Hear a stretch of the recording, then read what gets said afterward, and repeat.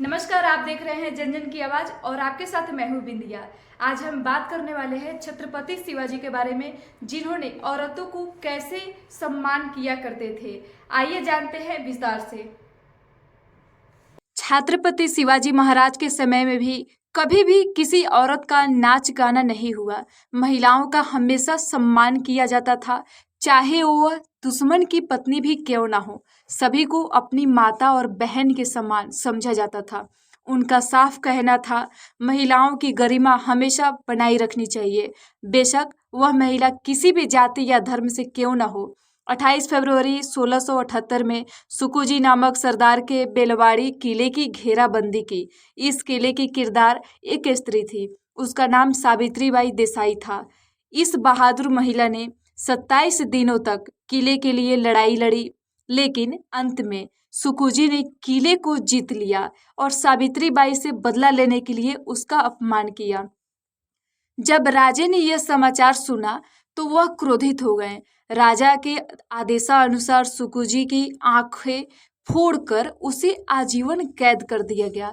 24 अक्टूबर 1657 को छत्रपति शिवाजी महाराज के आदेश पर सोने देव के ने जब कल्याण के किले पर घेराबंदी की और उसको जीत लिया, उस समय मौलाना अहमद की पुत्र वधू यानी औरंगजेब की बहन और शाहजहां की बेटी रोशन आरा, जो एक अभूतपूर्व सुंदरी थी, जिसको किले में कैद कर लिया गया। उसके बाद सैनिकों ने उससे रोशना आरा को जब छत्रपति शिवाजी महाराज के सामने पेश किया गया तो छत्रपति शिवाजी महाराज ने अपने सैनिकों को यह कह कि यह तुम्हारी पहली और आखिरी गलती है।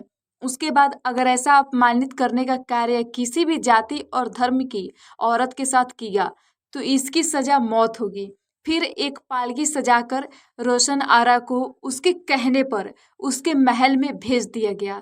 इसी प्रकार के शाइस्ता खान ने सन 1663 ईस्वी में कोंकण को जीतने के लिए अपने सेनापति दिलेर खान के साथ एक ब्राह्मण उदित राज देशमुख की पत्नी राय बाघिन यानी शेरनी को भेजा, तो छत्रपति शिवाजी महाराज ने राय बाघिन को मुगल दिलेर खान को रात में कोल्हापुर में घेर लिया और दिलेर खान अपनी जान बचाकर भाग गया।